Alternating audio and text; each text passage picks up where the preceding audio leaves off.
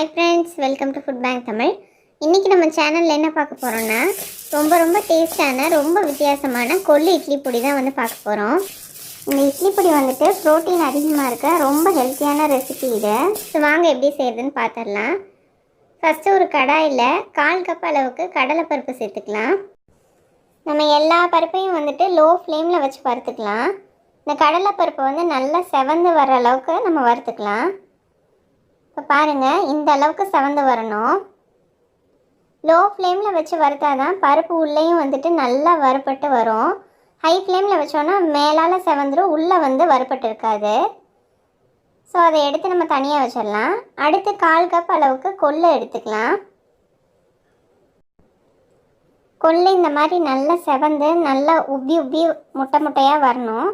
So அந்தளவுக்கு நம்ம நல்லா வறுத்துக்கலாம். இப்போ பாருங்கள், கொள்ளு வந்து ஒன்றா வெடிக்கும். இந்த ஸ்டேஜ் வரைக்கும் நம்ம நல்லா வறுத்துக்கலாம். இப்போ இதையும் வந்துட்டு ஒரு பாத்திரத்தில் நம்ம மாற்றி வச்சிடலாம். அடுத்து வந்துட்டு 1/4 கப் அளவுக்கு எள்ளு சேர்த்துக்கலாம். எள்ளு வறுக்கிறது தான் ரொம்ப முக்கியமான ஸ்டெப்பு. எள்ளு ரொம்ப வறுபட்டு வந்துருச்சுன்னா எள்ளுலேருந்து எண்ணெய் பிரிஞ்சு வந்துடும். ரெண்டாவது எள்ளில் கசப்பேறிடும். அதே மாதிரி வறுபடாமல் இருந்துச்சுனாலும் உங்களுக்கு வந்துட்டு இட்லி பொடி வேஸ்ட் ஆயிரும். இப்போ பாருங்கள், எள்ளு பொரிஞ்சு வருது. இந்த ஸ்டேஜ் அளவுக்கு வறுத்தா போதும். அதை எடுத்து நம்ம தனியாக வேறு பாத்திரத்தில் வச்சிடலாம். அடுத்து 1/2 கப் அளவுக்கு உளுந்து எடுத்துக்கலாம். உளுந்தும் நல்லா செவக்கிற அளவுக்கு நம்ம வறுத்துக்கணும்.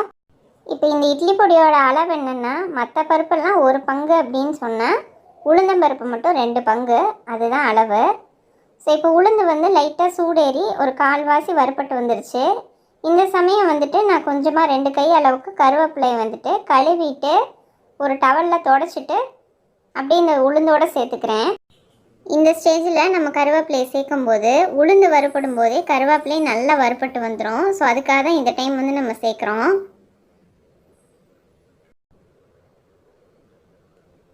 இப்போ உளுந்து வந்து நல்லா 3/4 பதம் வந்து வறுபட்டு வந்துருச்சு. கருவேப்பிலை நல்லா முறுமுறுன்னு ஆயிடுச்சு. ஸோ இந்த டைம் வந்துட்டு நம்ம ஒரு பொருளாக சேர்க்க ஆரம்பிச்சிடலாம். இந்த இட்லி பொடி வந்துட்டு நான் ரொம்ப காரம் சேர்த்து செய்யலை. ஒரு ஆவரேஜாக குழந்தைங்க பெரியவங்க எல்லோரும் சாப்பிட்ற அளவுக்கு தான் காரம் சேர்த்துருக்கேன். இப்போ 1 டீஸ்பூன் அளவுக்கு முழு மிளகு சேர்த்துக்கலாம். 2 வரமிளகா சேர்த்துக்கலாம். சேர்த்துட்டு நல்லா வறுத்துக்கலாம். இப்போ பாருங்கள், உளுந்து நல்லா செவந்து வந்துருச்சு, ஃபுல்லாக வறுபட்டுருச்சு.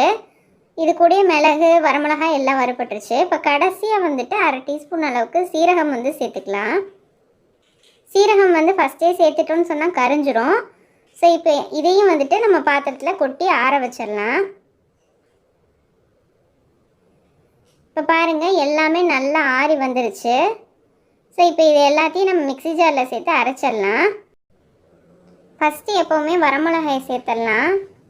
சேர்த்துட்டு அதுக்கப்புறமா நம்ம பருப்பெல்லாம் சேர்த்துக்கலாம். சேர்த்துட்டு நல்லா ஃபைன் பவுடராக அரைச்சிக்கலாம். நான் வந்து நல்லா ஃபைன் பவுடரை அரைச்சி எடுத்துக்கிட்டேன். உங்களுக்கு குறப்பாக வேணும்னா நீங்கள் குறப்பாக அரைச்சிக்கலாம். பாருங்கள், நான் நல்லா ஃபைன் பவுடராக இந்த அளவுக்கு அரைச்சி எடுத்துக்கிட்டேன். இப்போ நான் செகண்ட் பேட்ச் அரைக்கிறேன். இப்போ இது கூடயே வந்துட்டு நான் தேவையான அளவுக்கு உப்பு வந்து சேர்த்துக்கலாம். நான் இந்த இட்லி பொடிக்கு 2 வரமிளகா தான் சேர்த்துருக்கேன். உங்களுக்கு அதிகம் காரம் பிடிக்கும்னா வரமிளகாயை வந்து நீங்கள் அதிகப்படுத்திக்கலாம். இப்போ பாருங்கள், நல்லா அரைச்சி வந்துருச்சு. இது கூட வந்துட்டு நான் 1/2 டீஸ்பூன் அளவுக்கு பெருங்காயத்தூள் சேர்த்துக்கிறேன். சேர்த்துட்டு இப்போ இது எல்லாத்தையும் நல்லா கலந்து விட்டுறலாம். இட்லி பொடிக்கு எப்போவுமே உப்பு சேர்க்குறப்ப பார்த்து அளவாக சேர்க்கணும். சப்போஸ் உப்பு ஜாஸ்தி ஆயிடுச்சுன்னா இட்லி பொடி வந்து ஃபுல்லாகவே வேஸ்ட்டாக போயிடும். உப்பு கம்மியாக இருந்துச்சுன்னா அரைச்சக்கப்புறமா கடைசியாக கொஞ்சம் உப்பு தூள் சேர்த்துக்கிட்டிங்கன்னா உங்களுக்கு சரியாயிரும். அதே மாதிரி காரம் பத்தலை அப்படின்னு சொன்னாலும் கொஞ்சமாக மிளகுத்தூளை வறுத்துட்டு சேர்த்துக்கிட்டிங்கன்னா உங்களுக்கு சரியாயிரும். இந்த ரெசிபி எல்லோரும் ட்ரை பண்ணி பாருங்கள். உங்கள் எல்லாருக்கும் பிடிச்சிருந்துச்சுன்னு சொன்னால் நம்ம சேனலை கண்டிப்பாக சப்ஸ்கிரைப் பண்ணுங்கள் ஃப்ரெண்ட்ஸ். தேங்க்யூ.